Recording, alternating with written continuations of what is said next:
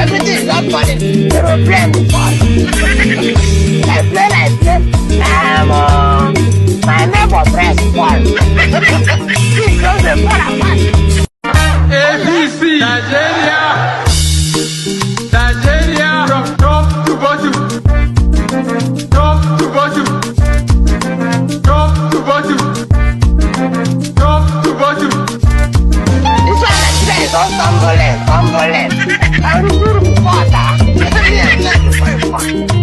Everything is not funny. The problem is fun. I play. My neighbor press one. He goes the fun. Good evening, everyone. My name is Mazes, okay, and you're welcome to my Friday Hangout. I must first start by apologizing for not having this Friday Hangout for a while now. I think for about 3 weeks, I haven't had the privilege of having a Friday Hangout. But having said that, people, I'm glad to be back in full force.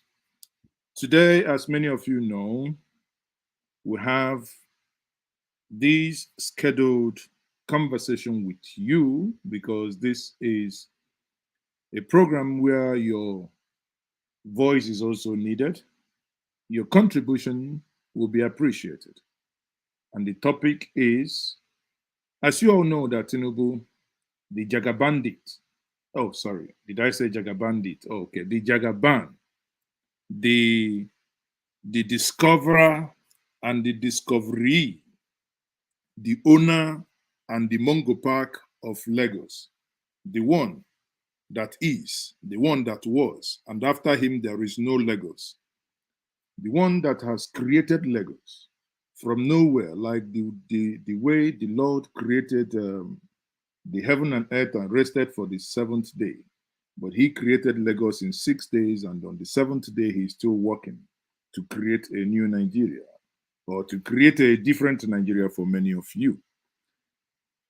As you all know, he went to Chatham House. We haven't discussed that. And the outing in Chatham House, many of you have had various opinions. Many, I believe you have listened to someone like Daniel Boala, and I believe you have listened to many others who have analyzed that Chatham House, where he read from the teleprompter, and afterwards, he started a new business, which is the business of outsourcing questions. And I think this is a new frontier that has opened in Nigeria. Maz says, okay, I will be looking for a new job. And when I get this new job, I know people to call. I may begin to call 1 or 2 people to answer questions whenever anyone asks such question to me. By the way, who am I? If I'm the discoverer of a state, and if every other person reports to me, who are you to actually ask me questions, talk less of me answering you? But that's a story for another day. Today, we will look at his call for ballot snatching. And we say if that is a call that actually amounts to disqualification. There are 2 schools of thought here. One posits that, well, he did not call for ballot snatching. The other says, well, yes, he called for ballot snatching. It remains to be seen. We will get to the meat of the matter. But before we do, once more, I welcome you to Njenje Media TV. And I say to you, if you haven't subscribed to this platform, by all means do.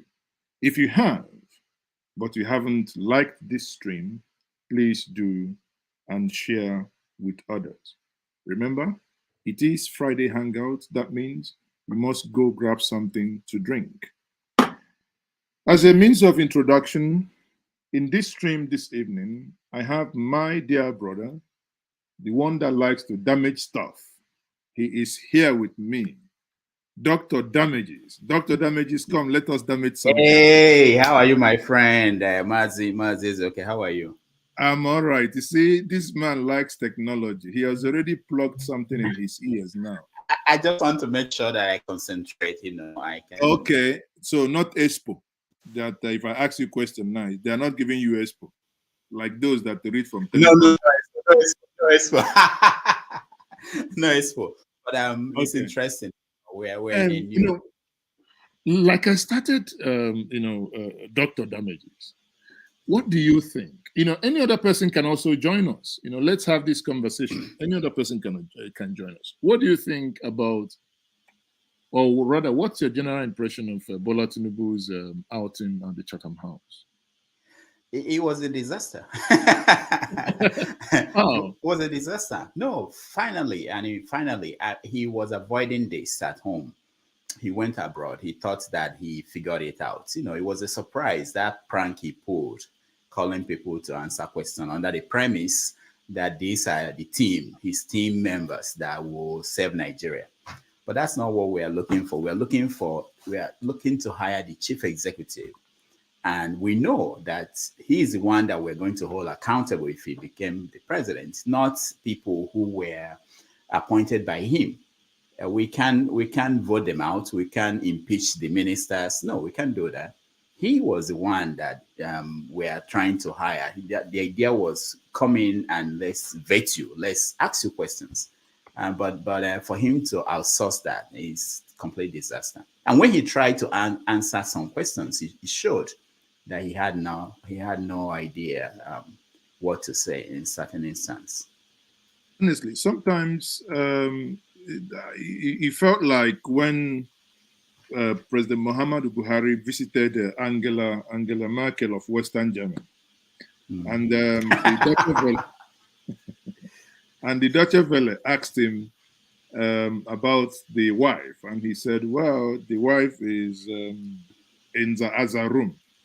And the second question, something unrelated, and he started talking about selling oil and all the rest. So, in some senses, if in the strict sense of it, when you look at what Bola Tinubu, the way and manner he answered some of the questions, it felt like, okay, what is this man actually talking about? Was he actually addressing those questions? And there you can see some sense and atom of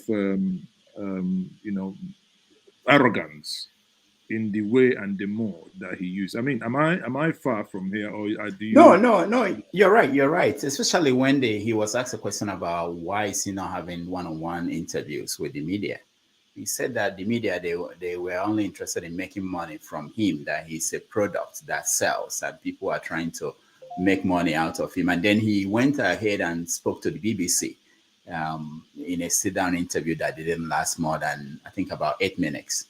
So if he felt that the media were trying to make money out of him, he should have gone to his own media. He owned TV, radio stations, and newspapers. Go and talk to your own media. Let your media make the money and put it in your pocket.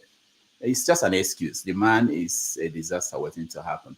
But I think the Nigerian people, we have to make a choice. This is a very critical election. They have to make a choice. If they decide to vote for Tinubu, and they shouldn't complain. My goal in this election is to make sure that we don't hear the excuses that people were making after Buhari became a disaster. Well, we didn't know, nobody told us, and nobody pointed it out. I think all the people who are making skits and making fun of Tinubu, they've already told the Nigerian people that this is what you are expecting. It's going to be worse than Buhari. At this point, Tinubu, health-wise, Buhari spent maybe 4 years before his health became as terrible as what we are seeing from Tinubu now. And Tinubu is not yet in there. And the real danger that most people must take note of is that unlike Buhari, who had Oshibajo as vice president, Tinubu will be going in with somebody who is eager and ready to fight whatever cabal is hanging around Tinubu. Because what's going on now is that people are pushing Tinubu. You know the way they push him onto a stage. they are pushing him to the presidency with the hope that if he fails, if things start going bad, they will take over and protect him. But the vice president is not going to let them do that. So there will be a war. It won't be the kind of thing we are seeing with Buhari and Shivaja. No. Anyway, I don't know, but because when I honestly, when I look at what is happening, it beats me sometimes to really think that in this day and age, and these things are managed the way they are managed. Now, this is a man who has a TVC. He could actually TVC. I mean, he's not the managing director of TVC anyway, in as much as he's the owner, but he could have the way if you know Kadira and a couple of us organized the candidates, which Njanja Media is a media partner there, and with with others, and that happened. TVC could actually partner with very much others and have theirs. But when a man says, "Oh, they're going to make money with my face," I'm going to say, "Which face? The face is not even fine." So I don't know. Well, they're going to make money from him. And now maybe because BBC doesn't take advert, is that why he's basically allowing them, or is it new? Just basically another type of colonization or neo mentality, colonial mentality. Yeah. That you can speak to foreigners, but you couldn't even respect your own. I mean, it's with the level of disdain with which he treats the Nigerian media. I believe, if I ever wanted to interview him before, after that, I'll say I can give him the middle finger. I say, go do one. Honestly, just a total blackout, because then let's see how you can govern. If someone cannot speak to you now that he's not yet a president, if he becomes the president, that's when you say kafune fune diotua fune fune agadia. Dr. Damages, you're already damaging stuff now. That's it. Yeah, let's hear this comment from Boala. Well, it is strange and surprising if they said it's a deliberate strategy. Then it is a strategy that isn't syncing with the Nigerian people. First of all, let me tell you, it wasn't the caption was that Tinubu addresses the world on the economy, security, and foreign policy. When in actual fact, Tinubu moved big personalities from Nigeria. He came and joined up with APC members in London and then a few lobbyists in that building. And that is why this morning, I'm in London here, not a single British tabloid covered or carried any news relating to the Chatham House.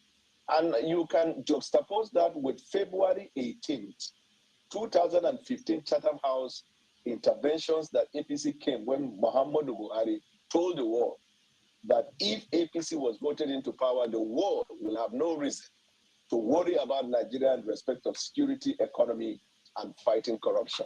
So the meeting of yesterday turned out to be a self-indicting eulogy, where you report yourself to the very venue where you came and gave false promise to the world about what you and your party will do to the Nigerian people. Because yesterday, when he came, he talked about security. And the world kept laughing because they know the security situation in Nigeria. In the past 7 years, the government of APC spent over $7 billion and procured every equipment conceivable. We still have security challenges.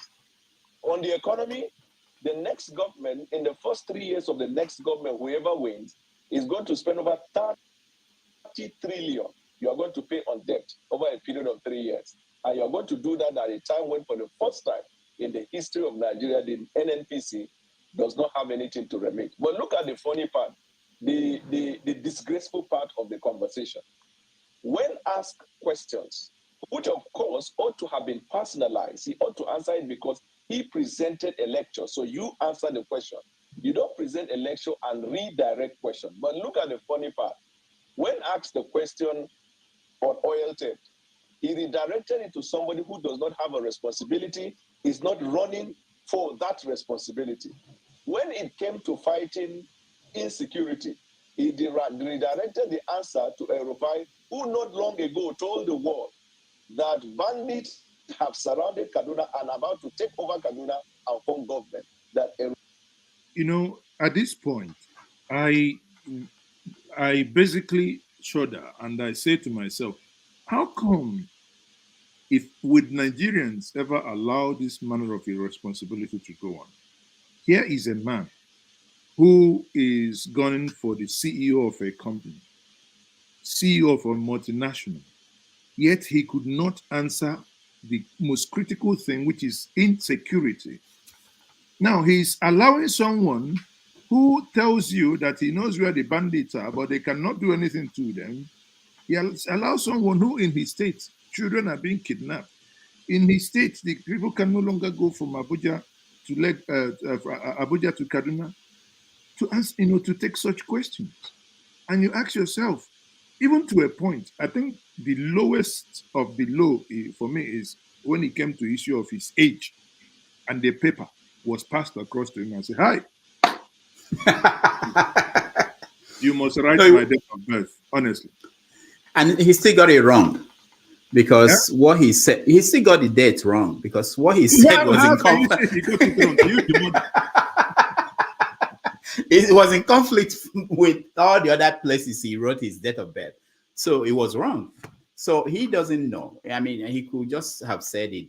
I have no idea when I was born. I've been writing different dates. You have to forgive me. I mean, that would have been a better answer. It's a terrible thing. I think it's important that Nigerians see these things, and then they will decide. Unfortunately, the people that will decide this election are not the people who are well informed. That's my fear. Not the people who are well informed. It bothers me, because when you listen to the analysis of Boala, the things he was saying, I mean, these are things that are obvious. How can you look at this man? One, the man doesn't, it's, I don't know. But again, still in London, before he left, I believe he's come back to Nigeria now. Still in London. This video leaked where he was talking. I mean, let's without being prejudiced here, let's be professional. Let's look at this video and let's make up our mind here.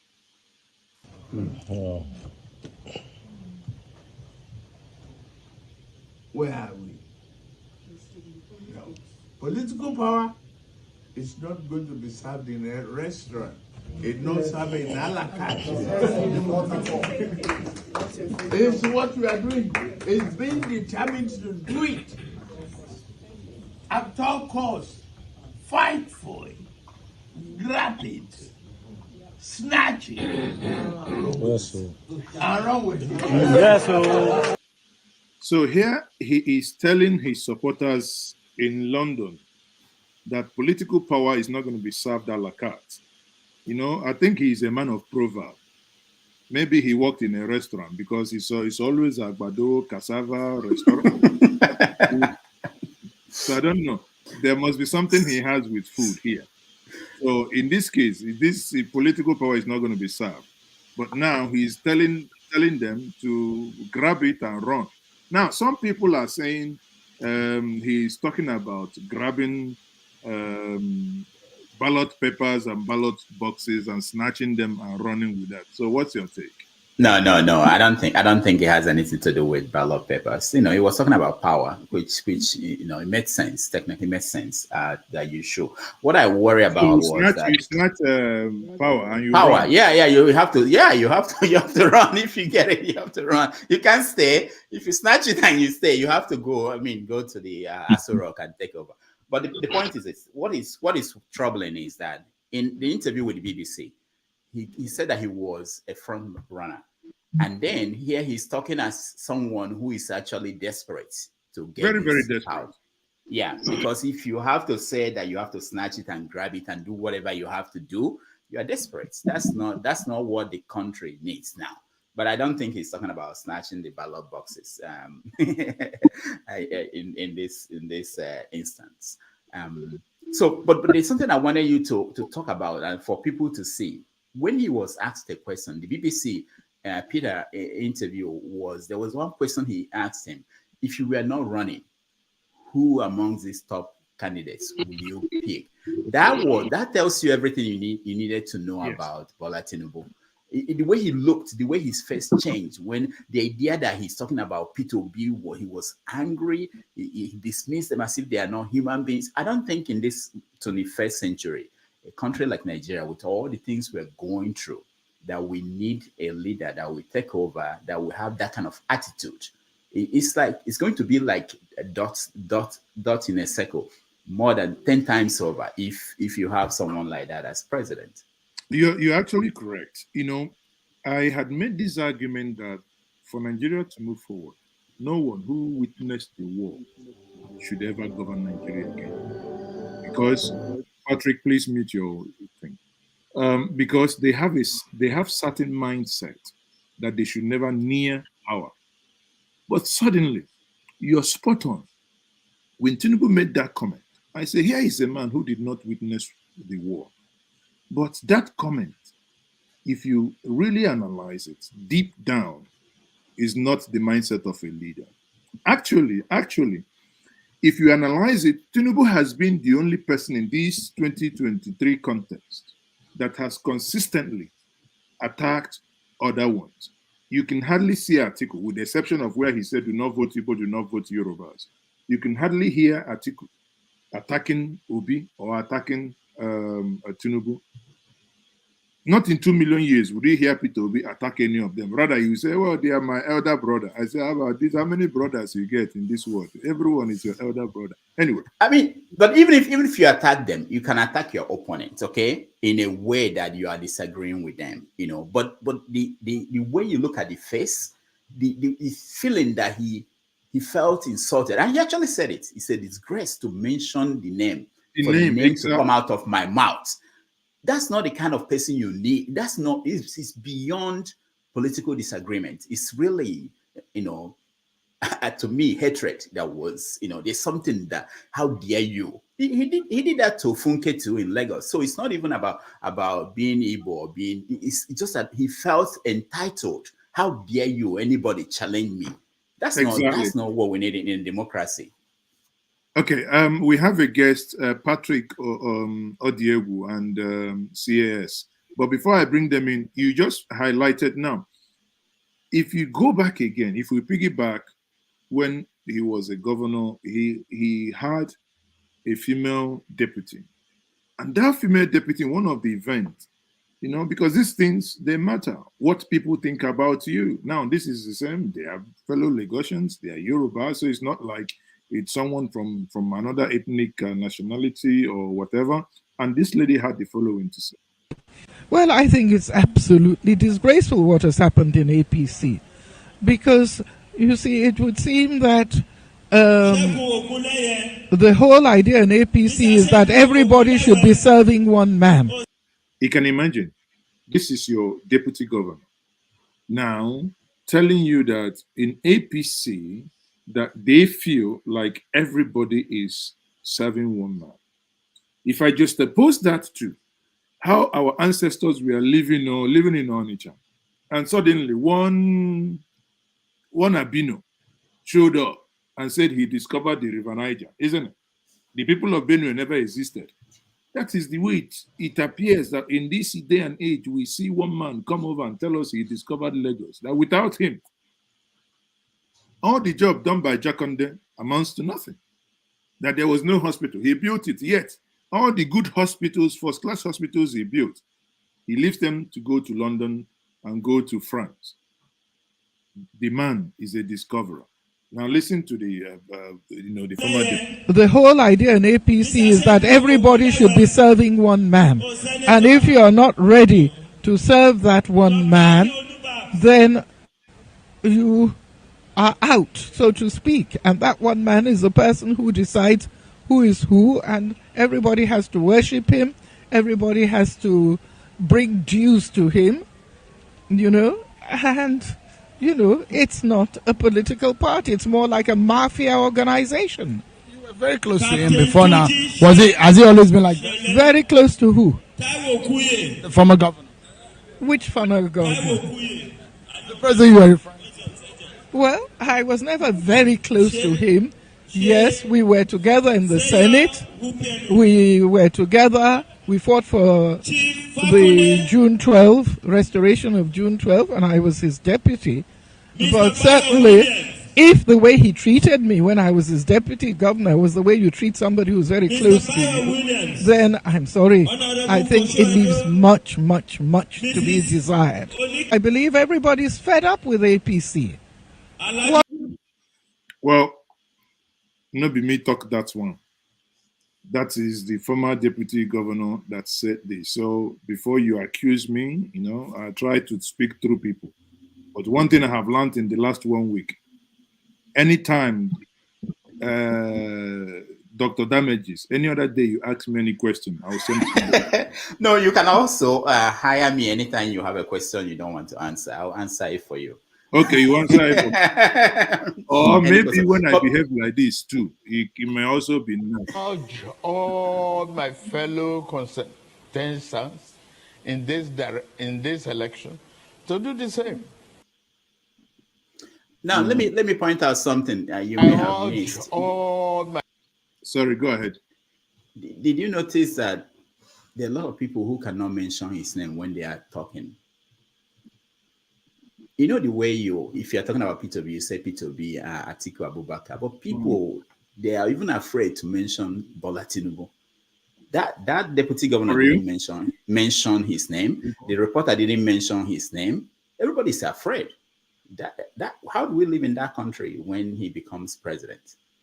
It's not going to happen. Well, if he becomes, like our good friend Dele Farotimi will say, it's only by 2023 we will know how many mad people we have in this country. Patrick, your intervention. Yes, thank you so very much. You guys are just everybody lungs are blowing up. Actually, this election is going to May or Nigeria, because we've come to a level where everybody needs to really become highly political. We can no longer sit on the fence. It is no longer a privileged position to be frightened or to think that you are not a career politician, so therefore you sit on the fence. No, you cannot. If we look at the current administration, we've seen the enormous damage to the national psyche. So it's really beggar belief that APC can do so much on goal. I mean, starting with choosing their presidential candidate, the way he came on the stream, it was something that I couldn't believe that they want to do this to themselves. I mean, if they have picked up Osibanjo, it will have been a very good candidate. It will be a very balanced. It will give Labour Party and PDP a run for their kobo. But as things stands, and then to cap it all, they went on Muslim tickets. What exactly are we saying to ourselves? That even to balance their ticket, you cannot find one single Northern Christian that can balance that ticket to give every Christian a sense of well-being, rightful position in balancing the equity. So these are things that we've seen so much damage done to Nigeria in the past 7 years. I work in the rural area in the North Central. People are being killed in cold blood. People are being murdered because of somebody is doing a business and Nigerians are not outraged.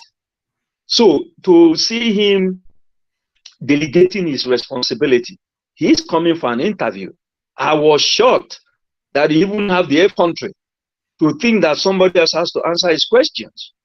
You know, that level of buffoonery, level where Nigerians need to be, I don't know if we need to be shocked to see people that are defending it. My God, what exactly are you trying to defend? That somebody is putting his hands up, saying, look at me, I know the problem of this country from north, south, east, west. I know the challenges that everybody is facing. These are the solutions. Instead, he brings surrogates, people that even have the guts to even open up their mouth and be answering those questions. So really very good for Nigerians to see this for what they are. I mean, the former deputy governor that spoke. I mean, we just look at the former governor before Shole, Shamole, right? I mean, the guy 10 things. So we know that Lagos, I've lived in Lagos, I've been in Lagos, many places in Lagos. We know that Lagos was a former federal capital territory, and a lot of capacity have been deployed in Lagos. But the biggest economy in Lagos is still the territorial waters. I mean, what are we saying to ourselves? Dangote set up a refinery there. It's increasing the economy of Lagos State. So there is so much in Lagos that I don't think it's fair for him to be ascribing all those benefits to himself. We know what the Southeasterners are doing in Lagos. They are contributing to those developments that everybody is seeing. And they are doing it because we all believe in Nigeria. But we believe in Nigeria that works for every Nigerian, not Nigeria that works for few, or those that do the usual state capture. And then it will become to your own personal aggrandizement that everybody needs to be afraid. Afraid of what? So, you know, it's a cutting razor. This is the time for Nigeria to be reset. And I want to really use this opportunity to congratulate our CBN governor. I mean, let's even admit that every of these policy has not worked, but this current proposal to reset the economic system is absolutely one of the master, and I hope he goes ahead and do the same thing for dollars, right? Because people need to live within their means. You don't have somebody, you are a director, you're having houses all over Abuja, all over Lagos. What are we saying to ourselves? There are people that are supposed to be funded, people that are supposed to be doing things, being creative, bringing the economy that will be beneficiary to every Nigerian, are not funded. Our financial institution has collapsed. As a miner, you can't get funding. They will see a site that has capacity, and they will be asking you to bring things that don't have any business in bringing. That will inform why the ministry, our ministry, will take money that's supposed to go to the economy and lock it up with Bank of Industry. And when you go to Bank of Industry, they're giving you commercial reasons, when the money was actually made to reflect the economy. So we need to chase this. I mean, somebody that say we need to chase them away. We need to chase them away because they are not good to Nigerians. I don't see any good that will come out of them because this is the most blessed country. This is the country that, I mean, we are seeing new discovery in the solid mineral sector. This country is so mega rich. Why are we allowing this? Let me conclude by saying, this issue about oil theft. We saw what Saudi Arabia did, how they are monitoring their system with artificial intelligence, with monitoring system that shows everything. We saw it, everybody kept quiet. They continue to have the bazaar. All of a sudden, I think it was yesterday, somebody from NNPC said, oh, now the oil production is going up. Excuse me. Are we all daft? So I think we will end up having one of the best countries in the world by the special grace of God. And I think it's not very far.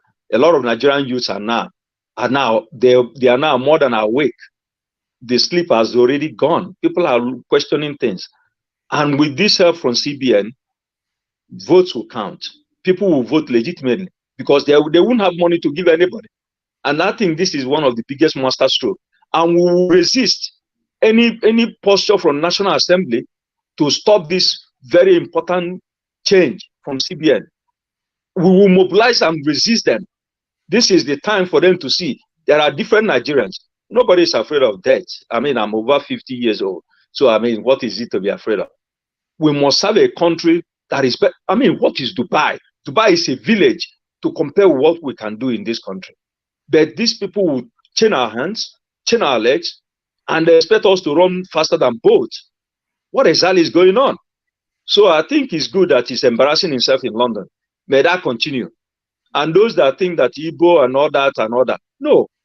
This election is agnostic. It's not looking at anybody. It's looking at competent. Somebody that is ready to work. I always tell people that ask me, I said, yes, I'm from Anambra State. but I work in Benue State. I'm the central point of business in Benue State. And I don't make any means. I don't think that I have anything to be afraid of or to be ashamed of. I think it's good that we are all Nigerians and we're taking ownership of Nigeria. This election, we need a candidate that understands what it is to lead and to lead by example, to be a servant leader. And we're seeing that in Peter Obi, and I will single him out.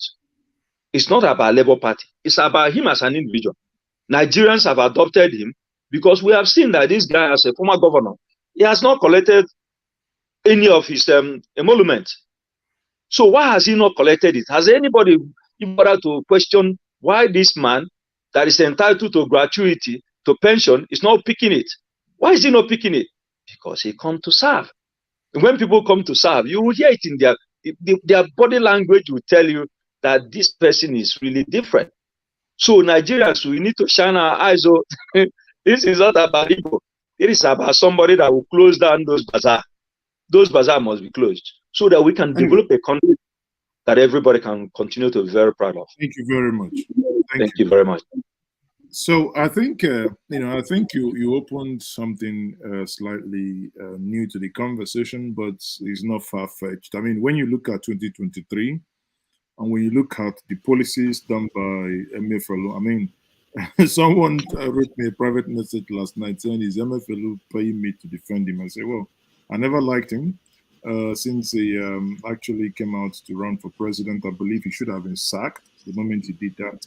But hey, for the policy that he's currently doing, he's not the initiator. If we talk about the cashless policy, I think that was under Okonjo-Iweala 2012 that we started that. But again, Nigerian thing, you start something and government changes, and people who do not understand how that policy was initiated, they let it slip. We all know how the current president was shouting about TFA as if he understood a jack of what that meant. But yet today, NNPC is paying nothing into this single treasury account. I believe that's what it's called.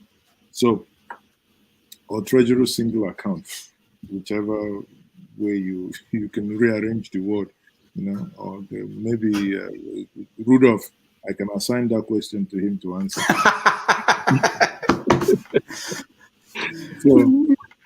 But when we come on that, as as he highlighted when he was talking, you think I think I'm a really ardent supporter of that, because it's pure madness. Everybody moving money around like crazy.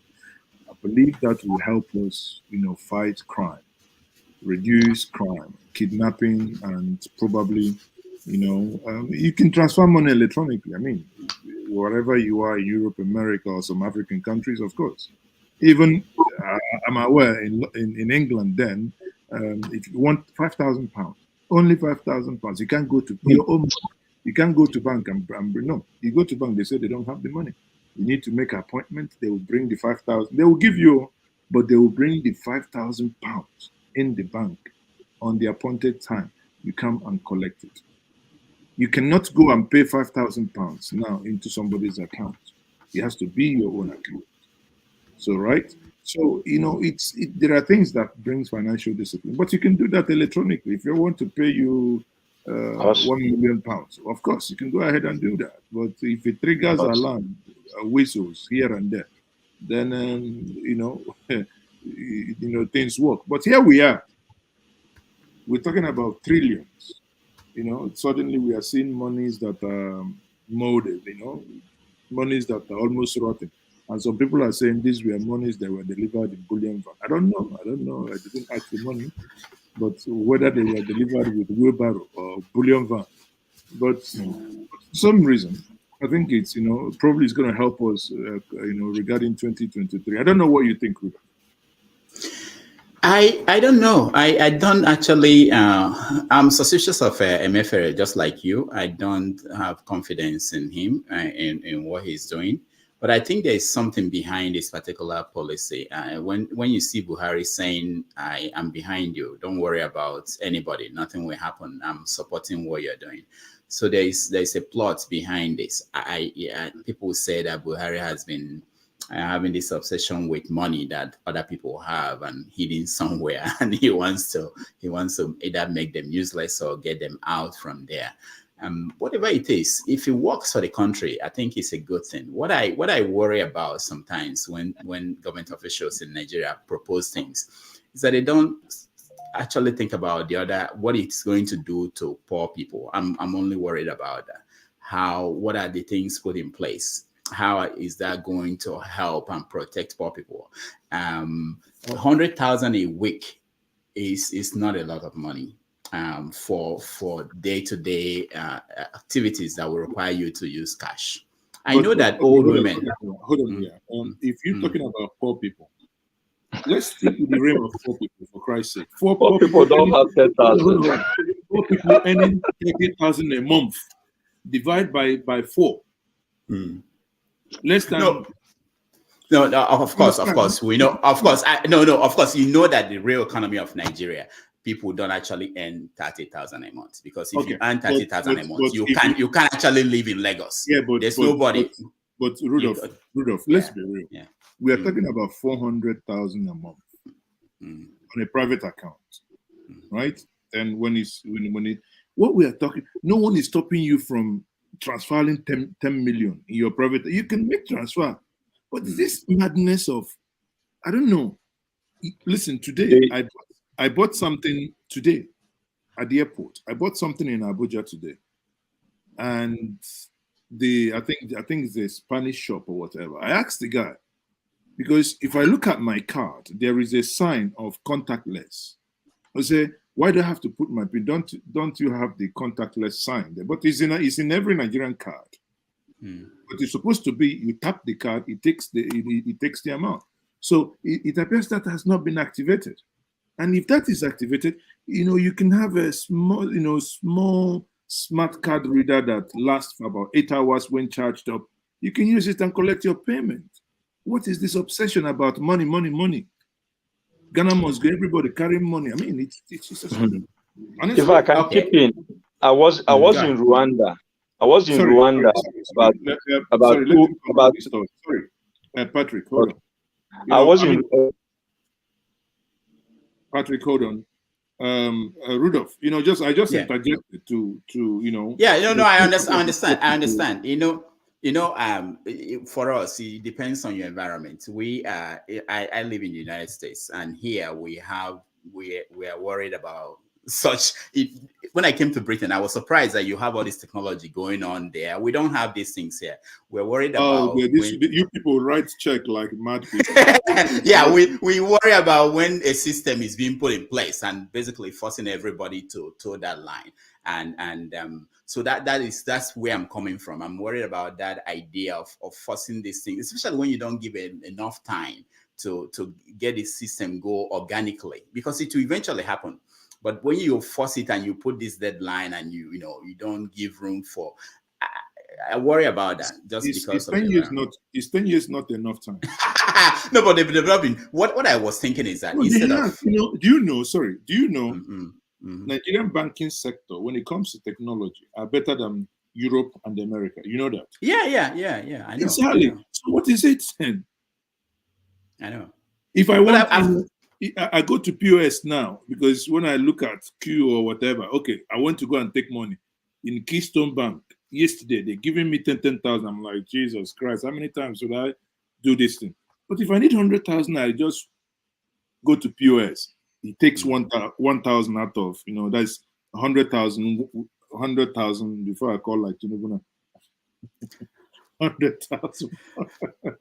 Maz, this is what I'm saying. I know people, I work with some people in Nigeria, and I say they still go to the bank to do transactions. I said, can't you stay at home and send this money to somebody? They don't do that. Okay. I'm saying that these are educated people. One of them is teaching in a college, in university, but he goes to the bank. If I live there, I won't go to the bank. The lines in the bank there, when I go there, and the process you have to go. But I'm saying that when you put in policies, you have to give room for time And don't. I'm worried about that. Really, what do you think will happen? Let me ask you, because you are there now. What do you think will happen when this deadline about changing the money? What do you think will happen? Do you think it's going to be smooth? It's not. No, what you mop up the whole money now. They will give you color painted, new painted money or bleached money, whichever you call it. I mean, it's money. Yeah, I'm just interested in making sure that the policy wouldn't punish. When I say poor people, I don't mean minimum wage. I think, but you, of course, you know. I think actually, if I think about it deeper, anyone who tells me that the policy is going to punish poor people, I don't believe that. You don't believe that. Rather, I believe that policy is going to punish the upper class and the middle class, and they are the ones crying out. Because if I have money and mama in the village who sells ogiri and who sells the things they sell, I can still go to the market. In a day, she probably doesn't cumulatively make up to 20,000, 30,000 naira transaction. So that is still there. And in a month, many of them doesn't even transact 100,000. But here you have a limit of, even if it's cash, withdrawal of 400,000. And let's be real. If I'm a contractor, or if I'm doing a housing project and you're building for me, and I need to pay you, I mean, should I go? I'm putting myself at risk to carry money to site and go and pay people individually. If I need documentation, if I have nothing to hide, I buy you 1 trailer of cement for my site. Why would I give you cash? I mean, it's pure madness. Honestly, it's to be honest, guys, unless people who are trying to use the money for election. But if snatch it, trying to use it to snatch something. That's terrible. But I hope it works. I hope it helps to sanitize the system. I just want to make sure that when we watch how the process is being rolled out, that they will be able to. And I think he said that. I think I saw a story where he was saying that they are willing to and listen to people and adjust the policy. And I think they should, because things in Nigeria, it's easy for people in Abuja and Lagos to make pronouncements and then put it in place. And then it has impact on people who are outside the area.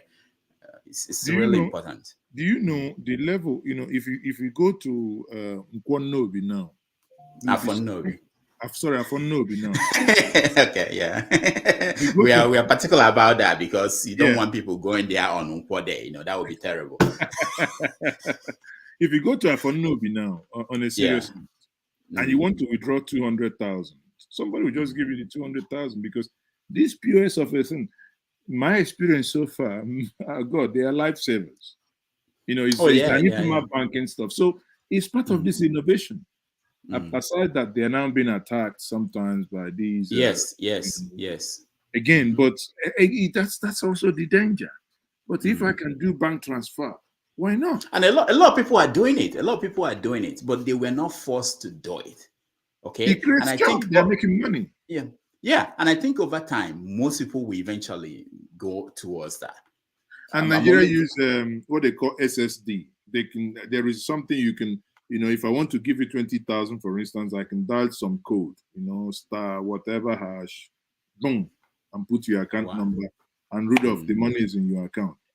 They are more advanced than America. Rudolph, come home. They are. No, I know they are. I saw it. I was marveled. Even UK, I was shocked. I went to the train station, the tube, and I was in America here. I buy the the ticket. There in UK, people just use their phone and pass. And I was like, what is going on? Why in America we are worried about things like that? you guys in America is every weekend they say they go for funeral, whatever. And I see everybody doling out check. I'm like, to be honest with you, I don't know the last time, maybe in the last 10, 12 years that I signed a check with my hand. Wow. Both in Nigeria and abroad, I have never. For what? If I I'm can, about to write a check now. Even if you don't understand, no matter which amount, you have a token, you authenticate and you do transfer. What do I have? The only time I go to bank is just to collect when my card expired, or like last week I was in a bank, I paid for a hotel, they declined the payment, and I now paid cash. Eventually, I found out that that payment actually went, so I had to go to the bank to report. Aside that, I don't honestly, I have no business with the bank. What for? I don't even own a check. I don't own no single check. What am I using the check for?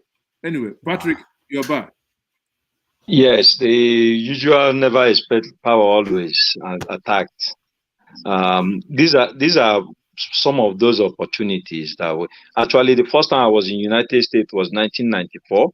Traveled from Sweden to Atlanta, and I could see my brother, my immediate senior brother, holding something that looks like I don't know if you watch Eddie Murphy's film Coming to America, when he was describing his mother's burger, right, in comparison with McDonald's, right? I was having this sleek Ericsson phone from Sweden, traveling to US, and my brother was carrying this Sprint box. He was carrying this box, and I said, "Bros, you guys are too far away." I mean, first time I was in US, he did everything he could to make me to live with him in US. I looked at his lifestyle. I said, "Bros, you're on your own. I'm going back to Sweden." Anyway, thank God for Apple. They have now come to the grade of other countries now. Look, to bring it back home, if you see this cashless policy that CBN is now mooted, it will actually give us a free and fair election, because the politicians have stacked money they're going to use to compromise the election.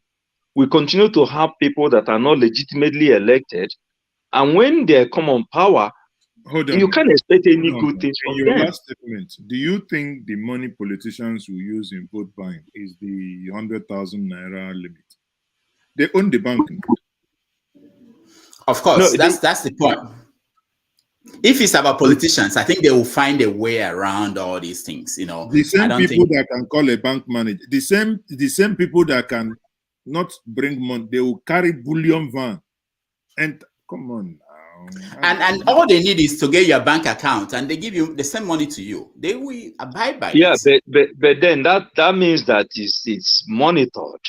The essence is that government has a duty to see the flow of cash in a society. It's monitored. But you're not going to cancel an election because somebody somewhere, maybe in Akwanga, sent 10,000 people 3,000 naira. You cancel the election. How do you prove that it has nothing to do with the voting of those people? I don't think that's the goal. The issue here is that if you have cash, you can be able to give to so many people.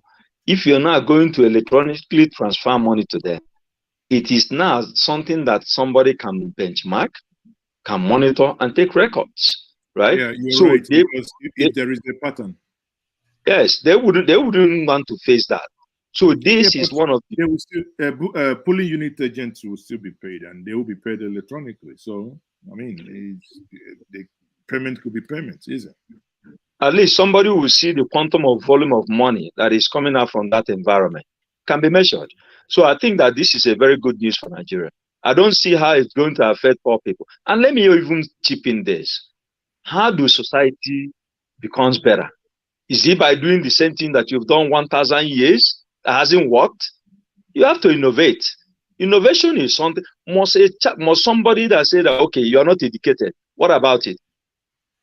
Start that education with this, right? You are not informed. What about it? Who is even making that judgment? Start it with this one. Start that quantum leap with this one. So I think it's all good. We need to move this society forward. If you are traveling and you look left, you look right. Over 60-something years of independence, there is really nothing to write home about. Travel from Kimberley, from Johannesburg to Kimberley in South Africa.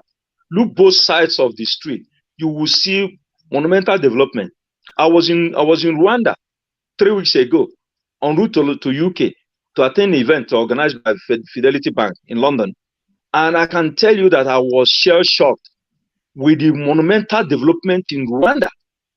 I was like, hang on, is it the same place where people were killing themselves that I'm seeing this? This is Africa, highly developed.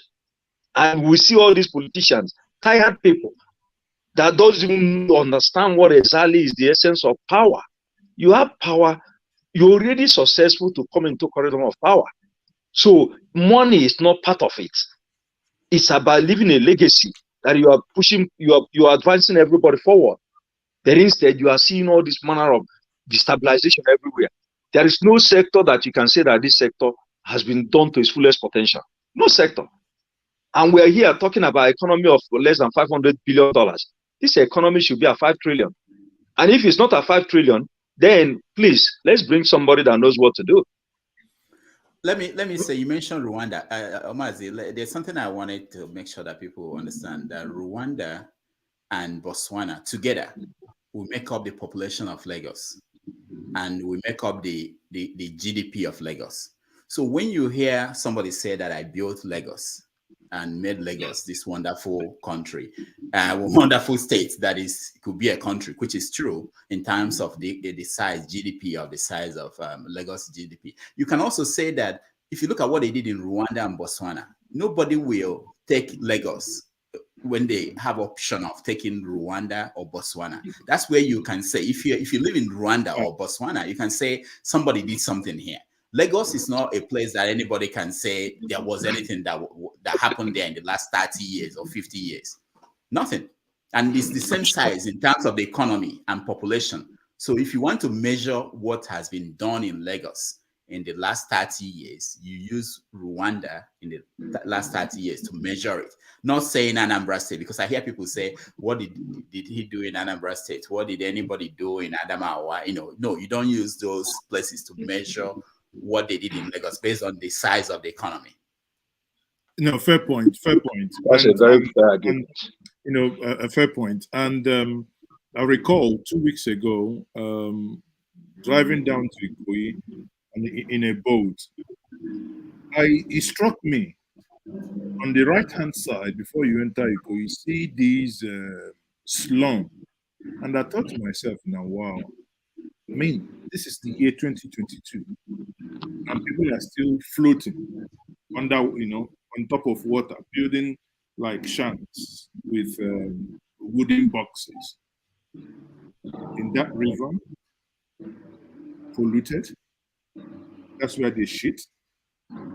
That's what I mean. Honestly, I felt like I wish I had a drone, because this is unbelievable. And this is online. You can get the drone image of that slum online. Honestly, it struck me 2 weeks ago. It struck me. There are things over time you could see them, but when you basically see it physically, it gives you a different impression. You begin to think different. I'm like, is this not part of the Lagos that was discovered? Maybe as Mongo Park discovered the River Niger, he forgot the Iowa there. Maybe that side was not discovered when Lagos was discovered. I mean, this is unbelievable. Anyway, so the final point here, people recall, this is Mazi Ezeoke's Friday hangout, and the conversation is centered around Tinubu's visits to the Chatham House and his comment if he should be disqualified by that comment of snatching. He's a smart man. He didn't talk about snatching what? Though he as a president, snatching power, snatching well, power. He said power before snatching. So let's sequence it. He talked about power not being given a la carte before he now talked about snatching. So either way, it's neither here nor there. That's why the argument ought to be balanced. Is he talking about power, or is he talking about ballots? But let me say this, Mazi. I don't think we should be talking about disqualifying anybody at this point. I think people should be defeated. If the country decides that this is who they want to vote for, let them vote for the person. I don't think we should. That's an easy way. People will not be happy if the country decides this is who we want. Let them vote for the person. Let them. And if that happens, what you hear will be the best president we never had. Yeah, exactly. The same way we were talking about Buhari until until he came and demystified. Huh? Demystified. No. We did demystified. He did this to us. ABC, Nigeria, from top to bottom. He took us from top to bottom, you know. So we didn't know. We didn't see it coming. We were only angry with Jonathan. And the same people that were angry, you know, the same people, they've come back to beg Jonathan. Did you see that video, Rudolph? I saw it. I saw it. And I feel bad. I feel bad. Not that Jonathan deserves to get a second time. I didn't think that he deserved another time in office. What I think that was wrong in that period was that Buhari was not exposed enough for people to see this is the option that you are. If you choose Buhari, this is the option you have. So I think now the media and social media, both official and social media, they're doing enough job to say this is what you have in Tinubu if you pick Tinubu. This is what you have in Atiku if you pick Atiku. This is what you have in Peter Obi if you pick him. This is what you have in Shore. So that people will make informed decisions. That's all we are looking for. Informed decision. So if you end up voting for a particular person, don't come around and be crying that you were not told, that somebody deceived you, somebody didn't tell you that this is what you're going to get with this person. That's also what APC and the Tinubu handler is doing so well to keep him out of firing line, because they know now it's very evident to them that he's actually in a very bad state. So they know that he cannot consistently deliver his message. So they want to continue to hoodwink Nigerians, right? But I think they have their game cut out, because there are more things that are now available. The institution of mass media is in everybody's palm. So you cannot hide anything away from Nigerians. So for him want to grab power, right? It's banal. I don't see him getting away with any of this. So let him stay there and let him be fairly beaten, because he will be defeated. Because the Nigerian youth knows that. I mean, which country are you going to run to? Most countries really hold on, do they really know? When you look at sometimes the amount of people that actually, you know, kind of show support, you think, honestly, you ask yourself, do they really know? People are still ethnically motivated. There is still that type of shenanigans. Yes, but it will be unfair. It will be unfair, because by that statement, it will now insinuate that those who actually are supporting are only the people from his neck of wood.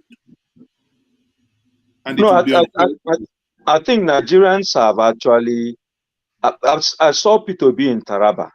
I saw what the emir in Taraba, how eloquently he handled the issue, right? I saw when he came to Benue, I saw what people were saying, because I work in the interior in Benue.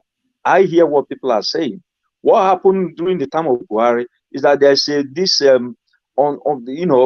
raised him up to a level of sainthood, right?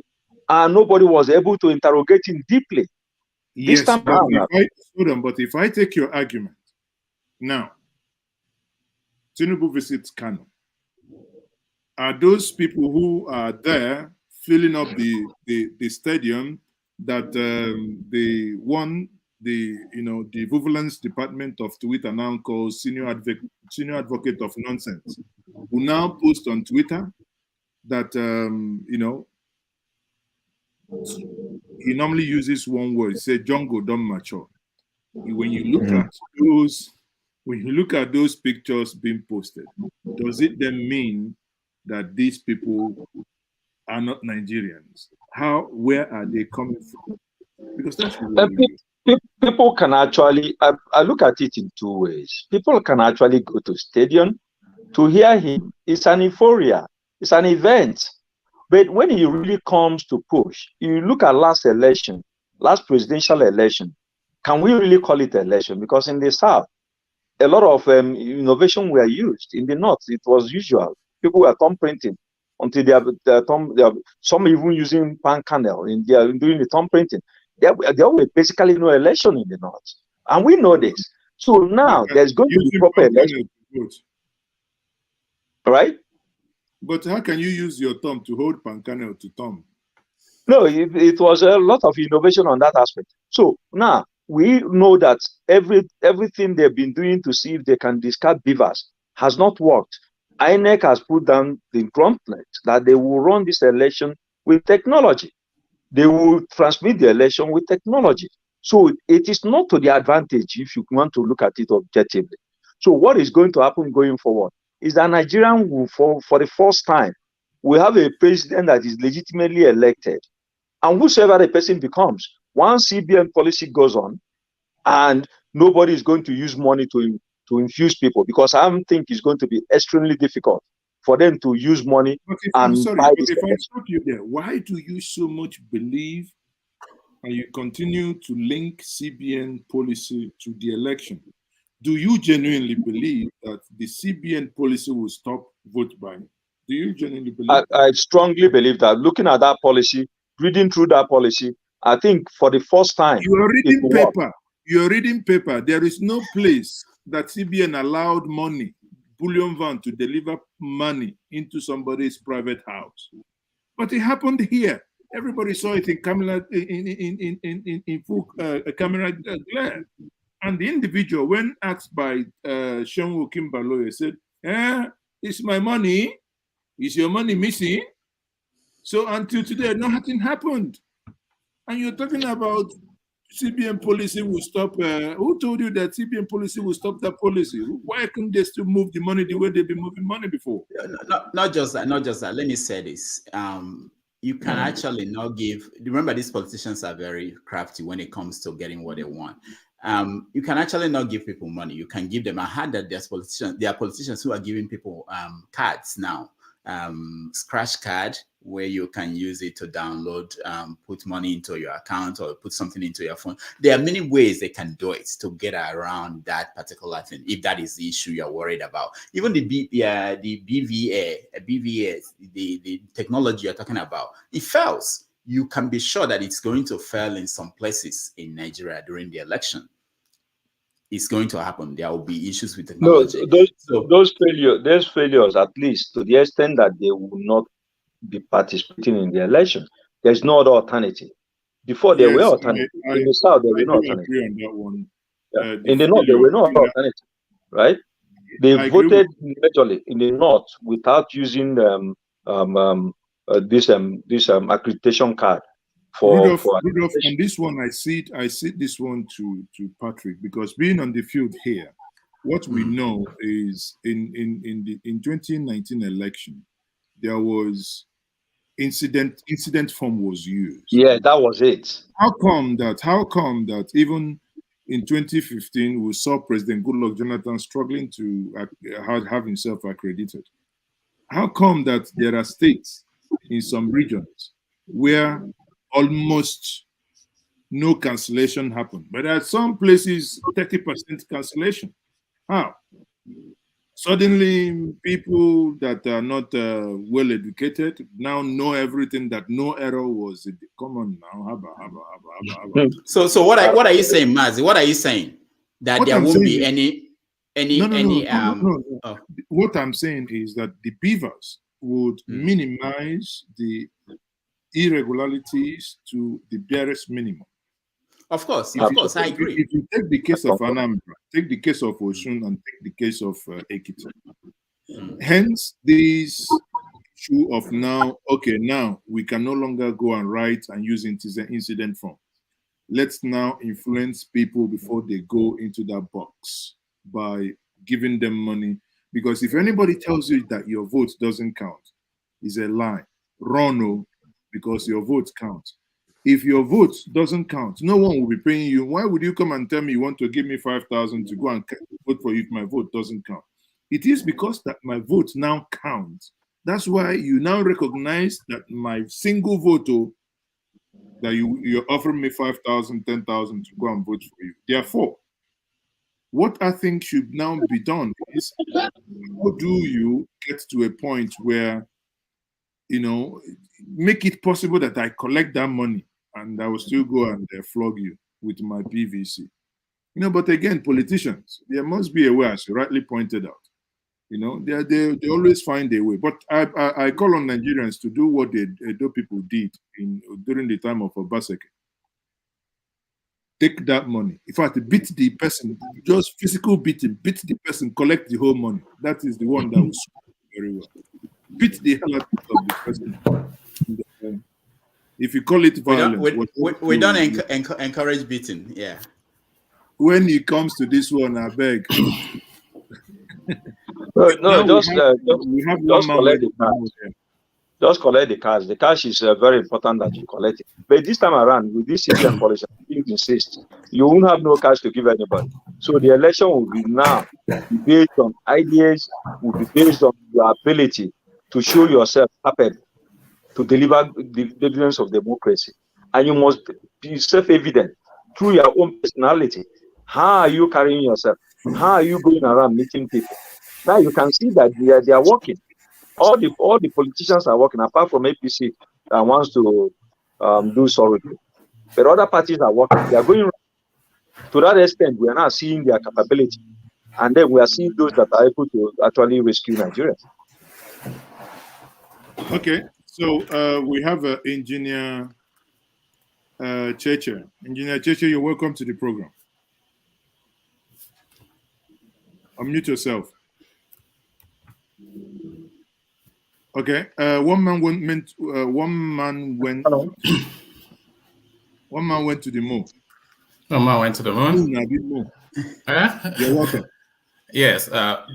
Thank you for having me. I thought I would come here with my British affectations and irritating voice, according to Rudolph's friend, you know, to come and chime in my opinions. But there it is. Good to be here. Good to meet you.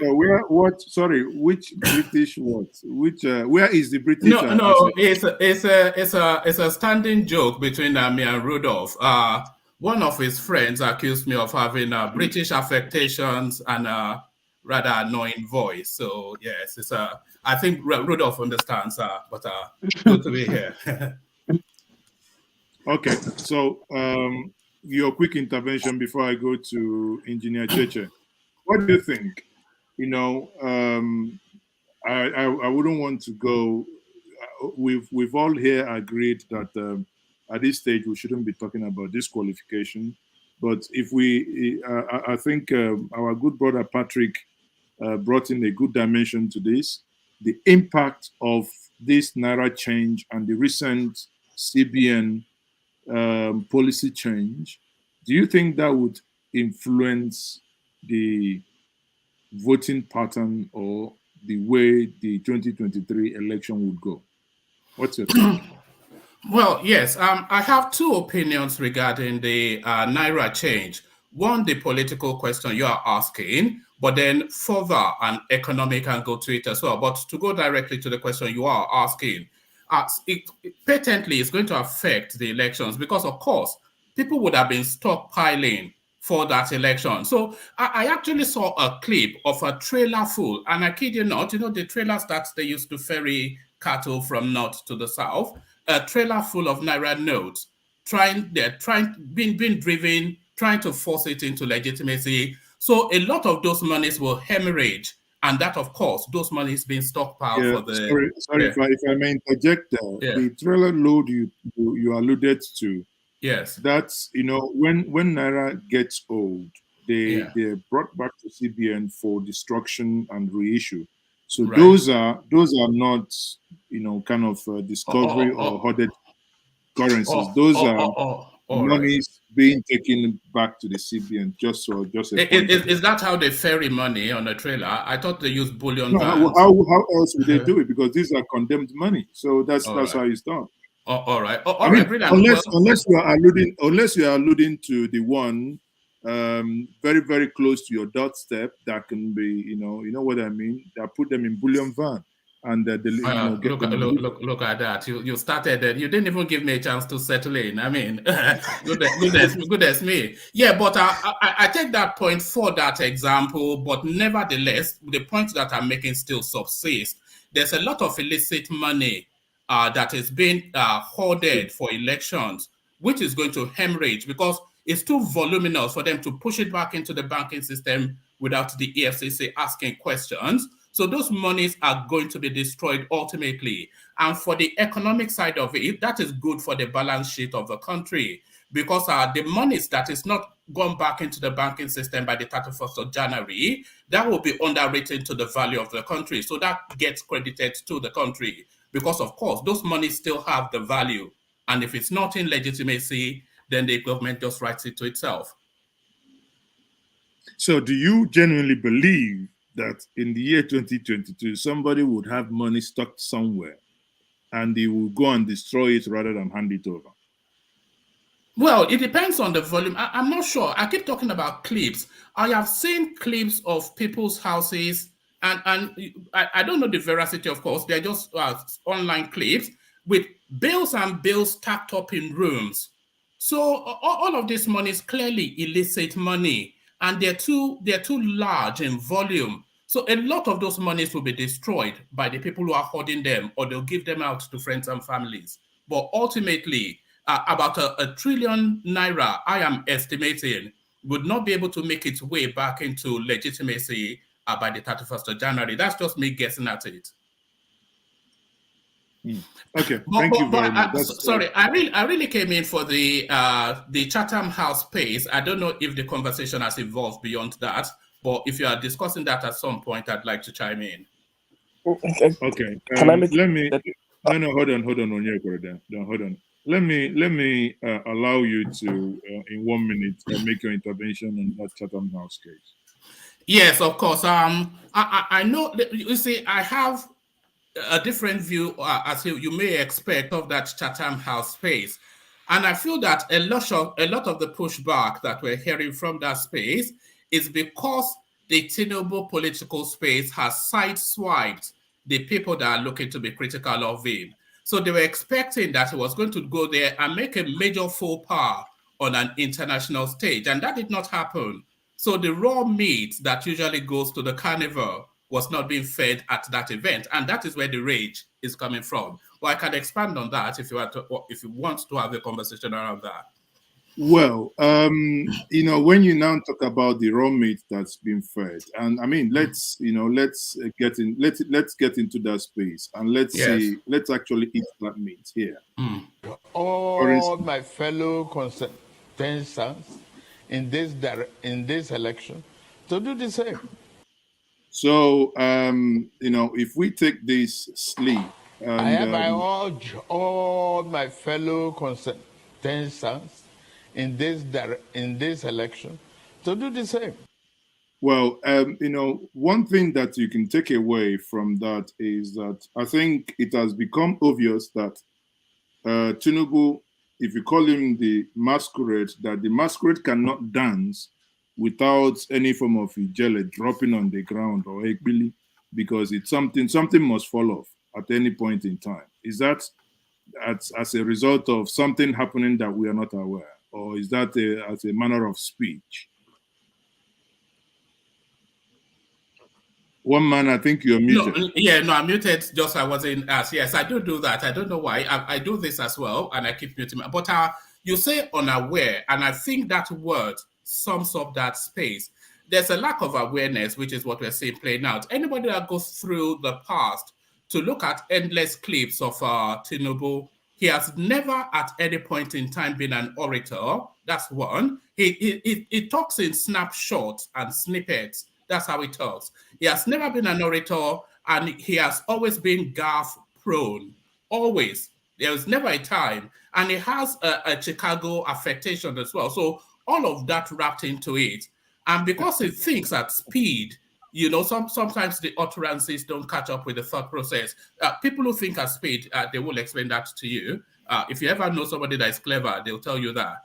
Yeah. But, okay, I can see clearly now that some questions has been you've been delegated to answer some questions on this. Why so? I'm not a spokesman for anybody, by the way. Let me declare my you candidate. are not, but I obviously understand that, but by mere the way you verbalized it, I can see that in the offing. But anyway, we'll come back to you. Let's go to Engineer Cheche here. Engineer Cheche, you're welcome. Yeah, thank you, Ginger Media. So thank you for having me.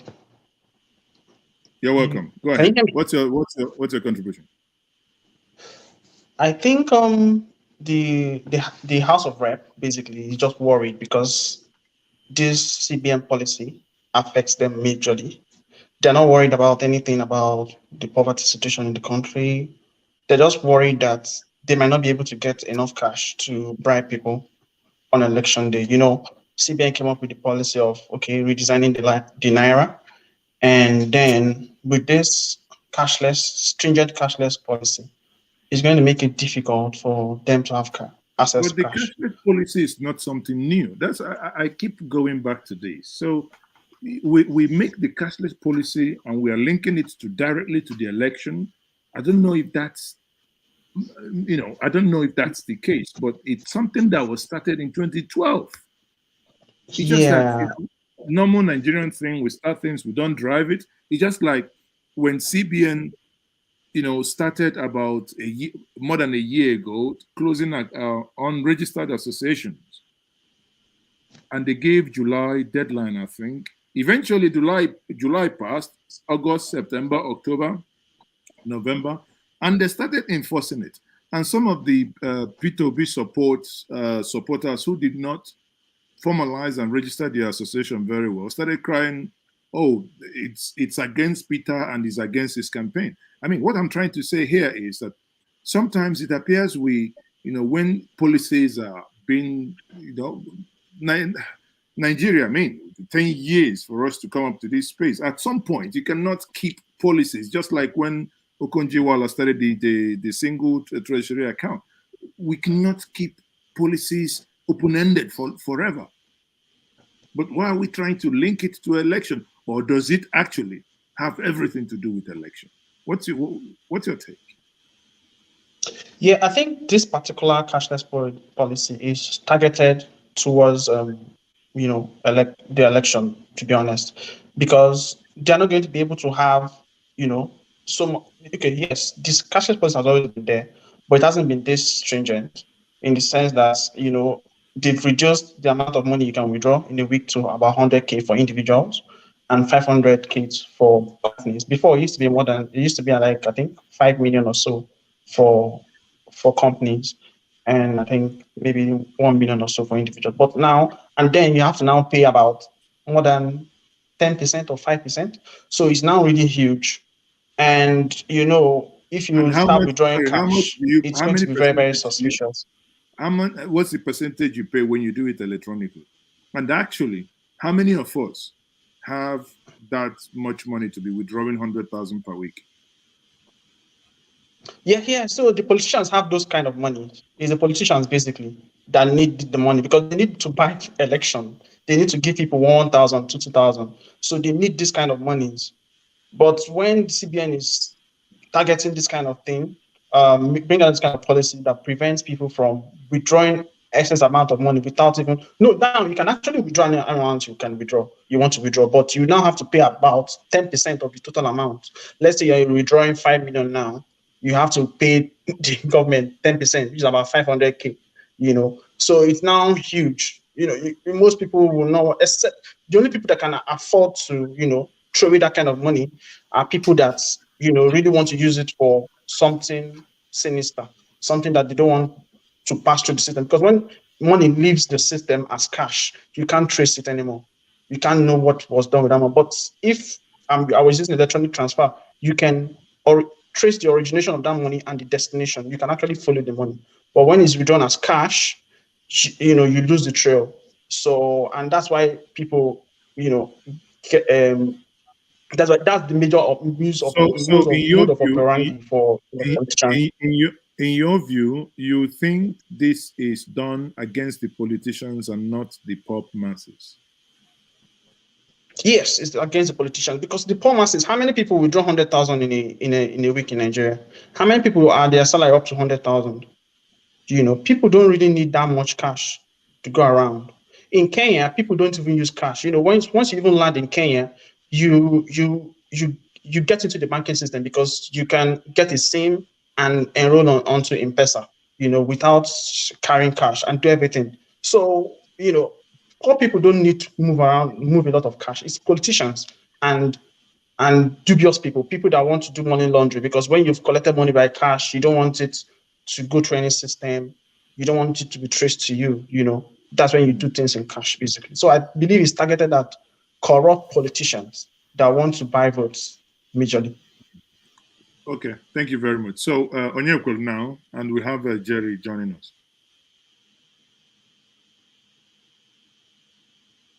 Onyekul, you're muted. Yeah, I'm sorry. On the cashless policy, we have to look back in 1984 when Buhari government changed Naira. And then we look at who was impacted then. When he changed the Naira in 1984, I believe that he was targeting the same politicians that he believed that stole money. But unfortunately, those politicians were able to go through the back and change their, put their money into the system. The people that suffered were the poor, like my mother. We go to Onitsha, we queue on the bank, and then just to change 200 Naira. So now coming to this point where the policy again being instituted, the difference is like they have a BVN, which they didn't have in 1984. So the BVN may help to track, but the rich can always pay the price because the CBN is not saying don't withdraw more than 100,000. They're only saying you're going to pay a penalty. So the rich will always be able to pay the penalty. But the poor who does transactions, small transactions, are the problem.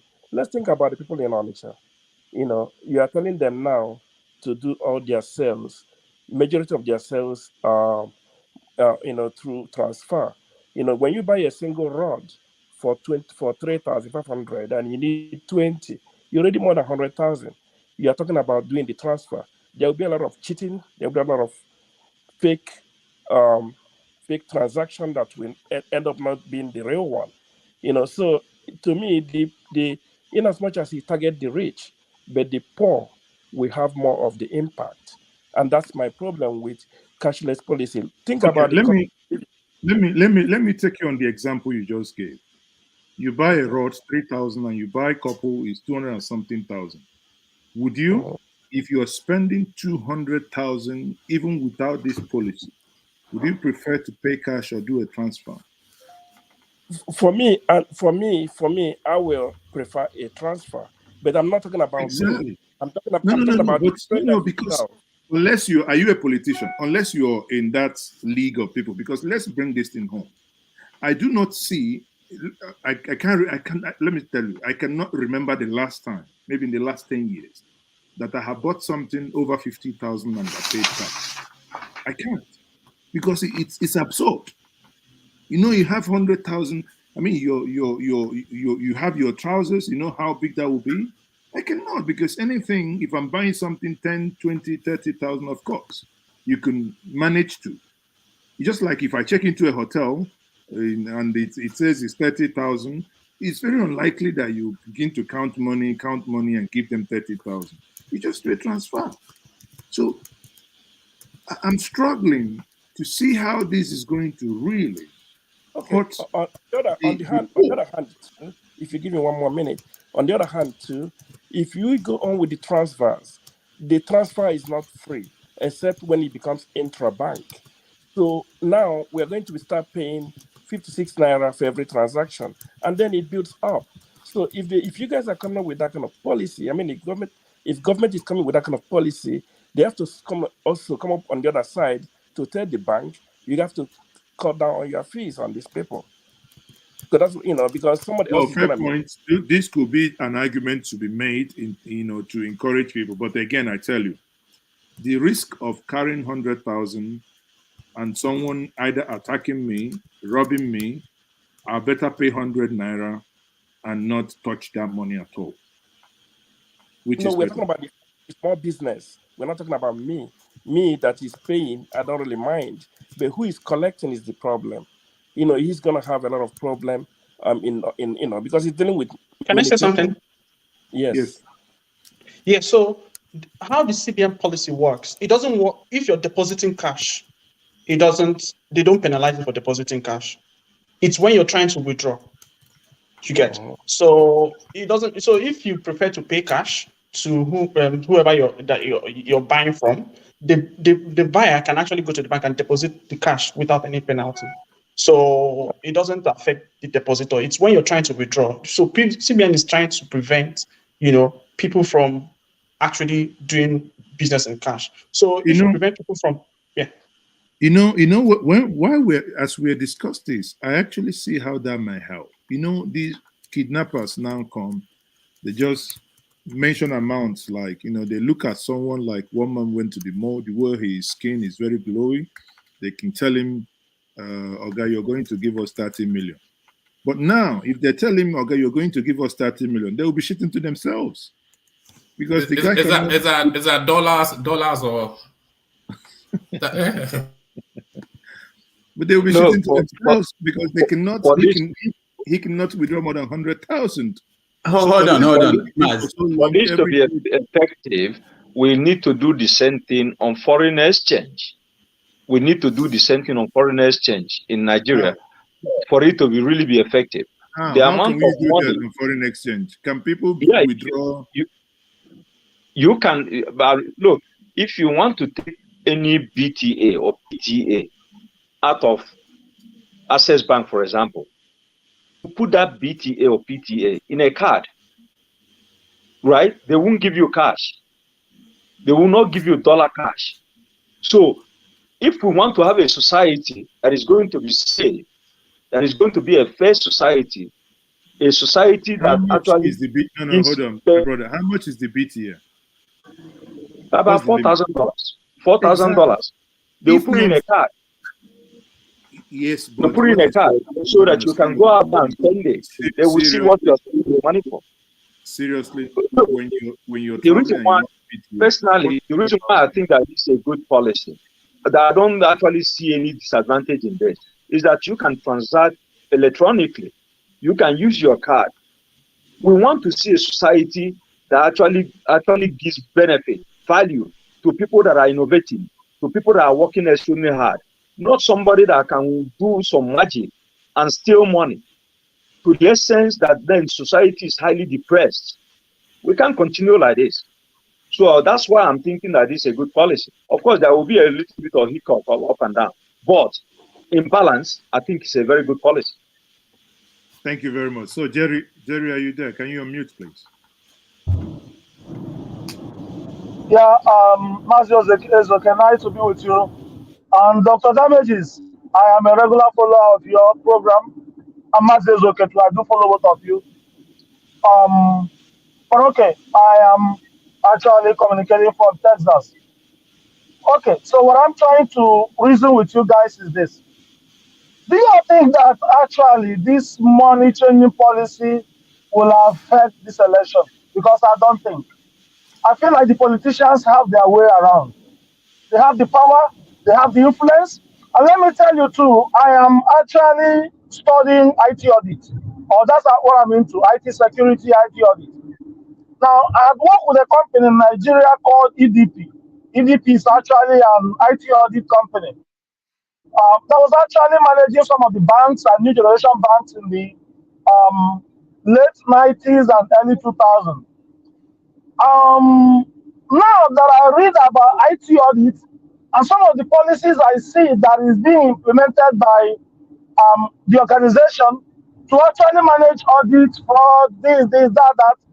And I really ask myself, like, then how do the Nigerian banks actually navigate these things around and there is still corruption? What am I saying? What I'm saying is this. Do you think Tinubu will go and meet the bank manager in any of the bank and tell him, look, I want 50 billion. I want 50 billion. And the bank manager will be like, no, that you know we can't do that. He said, no, don't worry. I have 2 million for you. 2 million just for you to go buy you a soft drink, and the bank manager will not sign it. Are you serious? Like I'm talking about, can somebody listen? Okay, now Tinubu and Buhari are in the same party. Even Aisha Buhari said he wants APC to win. Okay, Buhari too wants his APC to win so that he will continue to be getting whatever little benefit they get from APC. So do you think Buhari will actually endorse this program if they don't know what they can do around to make sure that APC continue in power? I'm not sure. I'm just telling you from how I think and how I reason. I think these things, they want to use it to like intimidate the poor people and maybe micromanage other small and medium small parties that don't have enough, that probably don't have the type of power they have to actually be able to navigate their way around and get cash. Again, now I am again thinking that this is going to affect some of the small scale business like the POS people. A lot of Nigerians have gone into POS business now, at least just to survive. A lot of them will be crashed down because they cannot make enough returns. What do they call it? Is it for enough charges that they make from larger transactions? They cannot more have it. So that's just and think about it and bring it out. And actually, I don't think Buhari will only want his party to. So he's just saying it and him and it and say, yeah, let it happen. And Buhari will allow Emefiele to do it. He didn't fire him since then. That's just my opinion. So I just think I should bruise in and bring this out, and I'm going to bruise back out because I'm driving, so that you guys can continue with your conversation. Then I'll be listening in. That's my point. Thank you very much. But your point is well noted. But you still do not see anywhere that you feel that this is going to hurt the poor. Now, maybe we may start with, how do we define the poor? How much do you have to have in Nigeria to be poor? What's our minimum wage? Let's say minimum wage. I think they said 30,000, right? I left Nigeria 2005, after that, minimum wage was probably about 10,000. Yeah, let's play this logic now. Minimum wage 30,000, and you're allowed to withdraw 3 times your minimum wage in 1 month, in 1 week, and we say it's going to hurt the poor. I don't know. I'm not CBN spokesperson, but when I apply common sense to this, I think the CBN governor said this can be reviewed, but I believe let's try it out. Let's try it out first. If we try it out and it doesn't work, then we can review. But without trying it, I think we should. That's my honest opinion. And Dr. Damages. Yes. I wanted to leave, but I wanted to talk about just a small thing that I discovered. Oh, by the way, Argentina and Netherlands, the score is 2-2 for those who are following. I suddenly became interested. I was happy that Brazil lost. Why? Why? Well, I'm trying to clear the way for Morocco to win the whole thing. So anyway, but so what do you guys think about this DSS and the new role they are playing in making sure that there is no fuel hoarding? But Mazi, what I wanted to bring up is what you said about kidnappers and this monetary policy. Do you think that kidnappers care about where you get the money? They don't care. Well, they don't care. But my view will be, if they do it the first time, it doesn't work because of the way the system is designed. Do it second time, do it third time. At some point, what it will then lead to is that people will be held in kidnappers then for long. For instance, let me give you a case of what is happening in my state of Anambra. when they kidnap you now, especially in your own community, between Uke, Nobi, where is this Ngige's community again? Allah. So within those axes and Ogidi, they would not take you to a hideout, or they will not take you to a place to keep you. They want to extract as much as possible while they are still driving around. Now, once this policy keeps biting and government is coming from the other angle, where if you kidnap someone, you take them to a hideout, that hideout is destroyed, that house is bulldozed, and you're running with an individual, you cannot extract much cash. It's a gradual process. The business will die because the risk. Absolutely, 100%. It's the risk will be too much to take. But if I know that somebody requests 50 million, and you're able to go to bank and get 5 million, the business will continue. Because at some point, if 5 million is your maximum, they keep you for 2 days, and you have 10 million through, then that means can I say something? Sorry, I wanted. Can I say something? Hold on.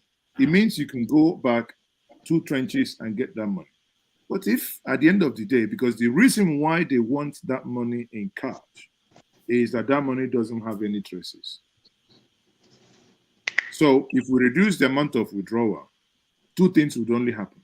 It will lead to keeping people longer, and keeping people longer means that they are easily detected.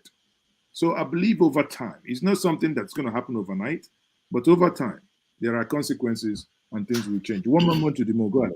Yes, I wanted to come in at that space that Rudolph opened up because apologies, but we actually spoke on that on my platform just yesterday. The DSS coming in, I think they gave a 48-hour notice to the oil marketeers to end the fuel scarcity, or there will be consequences.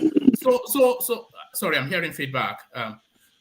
So they gave a 48-hour notice to the oil marketers that to end the fuel scarcity, or there will be consequences. So a lot of things to unpack from there. So on what authority is the DSS giving ultimatums? Unless of course they're trying to wrap it around a national security spin. So already, are they crossing the remit of are they crossing the line of their remit? So there's that question there. And then the next question then is if they have sufficient enough information to give the instructions to the oil marketeers to end oil scarcity within 48 hours, then that is to suggest that the oil scarcity in Nigeria is artificial, is induced. So if it is induced, then why are there not consequences? Why are we not seeing people being paraded on television, handcuffed, and being made to look silly? So a lot of that, but it is really the audacity of the DSS to issue that sort of instruction because it's not in their purview. If it was the oil ministry or even the finance ministry or certainly the central space, yes, but the DSS issuing that sort of instruction, I thought they crossed the line. Now, one moment to the ball. Let me ask you this question. Piggyback on this. Who is the petroleum minister?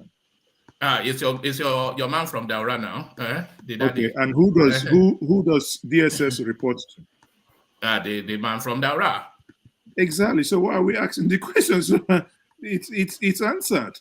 So it's basically they've given 48 hours.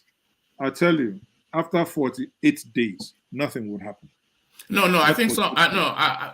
Permit me to disagree, but I think something will happen.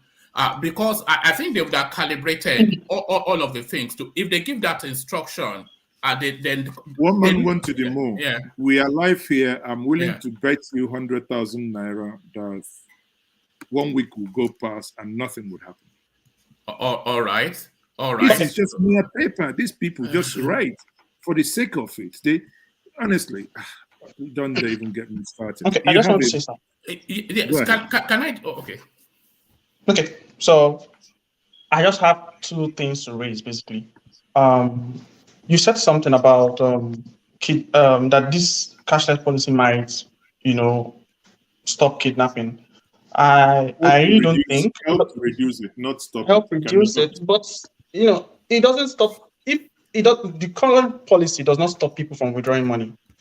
So if I want to withdraw 5 billion now, if I have 5 billion, I want to withdraw it cash, I can. It's just that I'll have to pay 500 million as money SS cash fee or something like that. So it will not really reduce, because kidnapper, just like Rudolph said, they don't care how you get your money. So they're only just pay me my money. So at the moment, you can still access all your money. How would they deposit then? Sorry, that's not what the law says. There is more. The cumbersomeness of you getting the money has to be even escalated to the MD of the bank. The MD of the bank has to give a special clearance for you to withdraw the money. After the 100,000 naira, it's escalated. Oh, okay. But okay, let's leave that.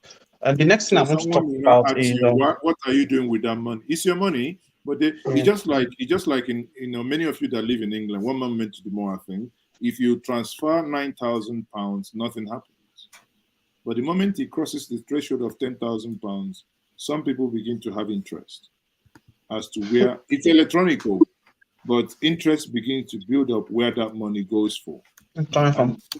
I think they have that. I think they have that threshold in Nigeria as well. I think it's about implementation. 5 million naira.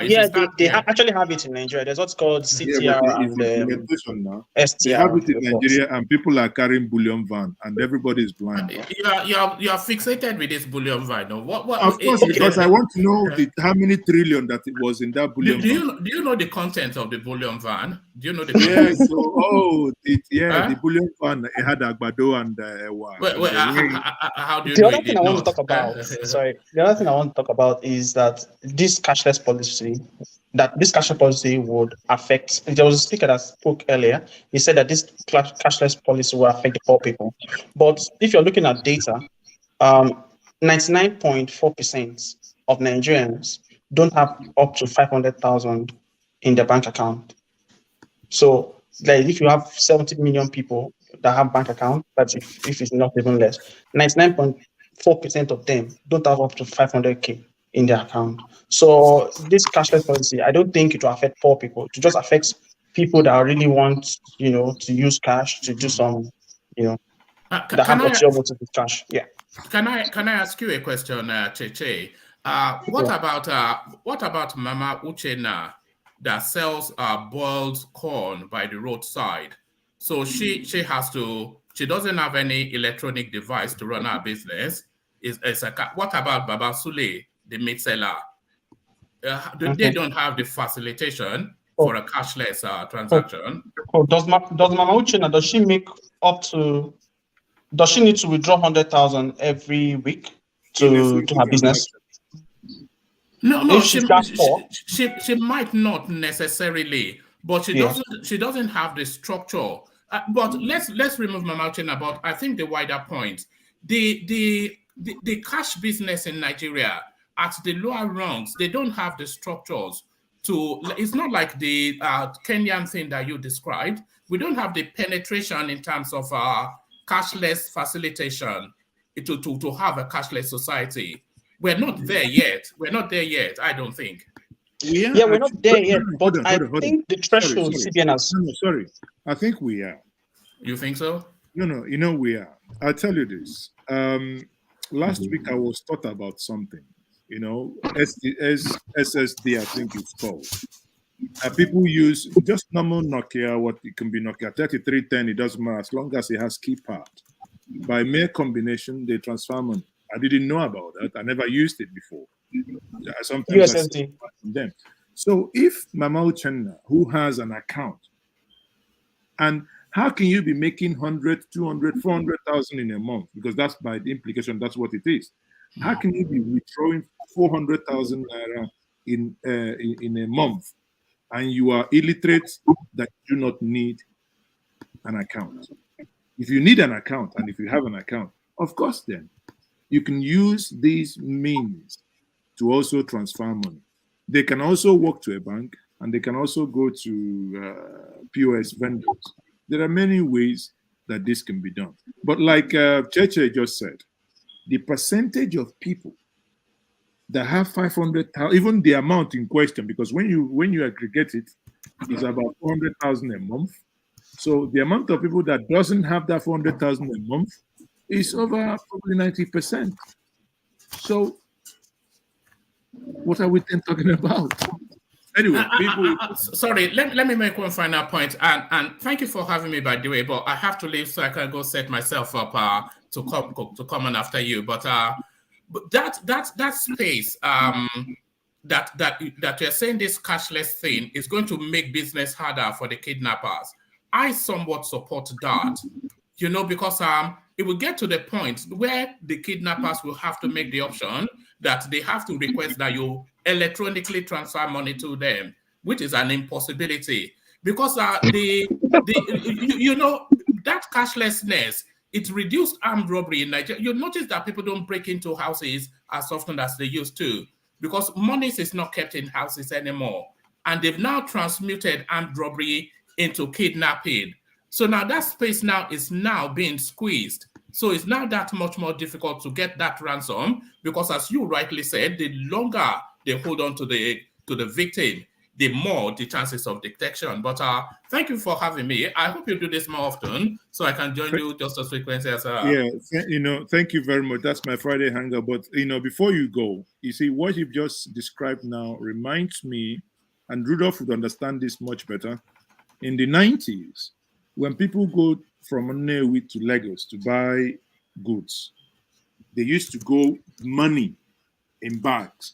Then before you get to Agbo or Bini, sometimes they are waylaid. They take the money, or the people shot sometimes. Now, fellow businessmen will now go and gang up if they know that Rudolph is going and he has $500,000, then that's a huge amount of money to Lagos. They can stop him on the way.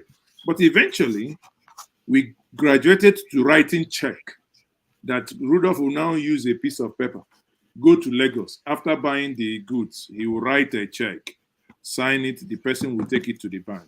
And we graduated to, I don't even need to go to Lagos again. I will do a transfer, he sends me. So this innovation will help us rethink.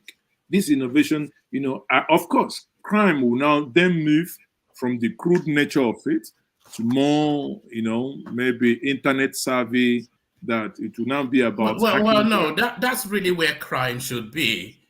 Crime there shouldn't be no crime at all. Of course, I'm not advocating anybody to be a criminal, but crime should never be physical harm. That's just crude behavior. That's just uncivilized. Crime, go and use your brain if you think you're a criminal, and then do that, and don't go around shooting people like some. But there it is. Anyway, so I will join you again. So before I let you go, let's vote now. We are 8, so we are going to cast our own 2023 now. This is a test run. Who is going to be voting for Agbado, and who is going to be voting for Mr. Statistic? Who's going to be voting for Mikano? Agbado 1, Mr. Statistic 2, Mikano 3, and the Kwankwazia Movement Red Cap 4. So the comment section is now open. Go ahead. Who is Mikano? Atiku now. Atiku, the importer of my Atiku. I didn't know that. I missed that one. Where did he claim his Mikano? No, he imports generators, Mikano generators. Yeah. Oh, okay. Yeah. Rudolph, you're learning. Come on. Yeah, no. I didn't know about that. Oh, you missed some other people now. The other candidates. Why did you stop at this? Well, because out of those 4, oh God, forget Shore now. Forget Shore. I know you, Rudolph. I don't want Rudolph to be offended.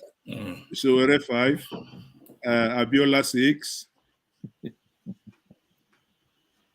Should we continue? No, that's okay. You can write in the other ones. Yes. So can I kick it off? Let's come on. Let's vote. I'm voting number 2. Who is this number 2? Let's vote, guys. Oh, number 2 is winning everywhere. Oh, okay. Peter Obi then. This is not rigged. One man went to the moon. So suddenly you don't want to cast your votes now. No, I want to cast my vote. I was just waiting to be called. Our vote won't count, by the way. Yeah, most of us are not even here. I'm not in Nigeria. It's just an academic exercise. But I am casting my vote for Nigeria, so Nigeria gets my vote. Why are you somewhat not comfortable naming your candidate and casting? No, that has always been my candidate. Nigeria has always been my candidate. So who is representing that Nigeria for you? Well, whoever serves the country best, you know. So yeah, but I'm doing it by a process of elimination. So if Peter Obi is not viable for reasons that it's a new entrant into the political space, and of course he'll bring this momentum to carry him to the next round. So if it's not viable and Atiku is not plausible, but power has to translate to the south, then you reach a natural conclusion. So I think it just it fleshes itself out, just you know. Well, if we go by such argument, we say, if one, you know, when you look at a new generation with over 65% young people, able-bodied men and women, very articulate, we should now say that those we do not know their age, those that are somewhat old and incoherent, that we're not giving them a chance because we are moving from where we are today into a new Nigeria that you need energy to run. We don't want by government by surrogates, you know, those that we go to America and we have a press conference with Joe Biden and the reporters ask questions, and these questions are, you know, given to people that we may not even know their pedigree. On that note, I say thank you everyone for joining me, and remain blessed and happy weekend, everyone. So, like you said, we will do this, hopefully, Friday Hangouts, very frequent as before. Thank you, and good night all. Bye for now. ABC Nigeria from top to bottom. Top to bottom. Top to bottom. Top to bottom. This one is tumbling.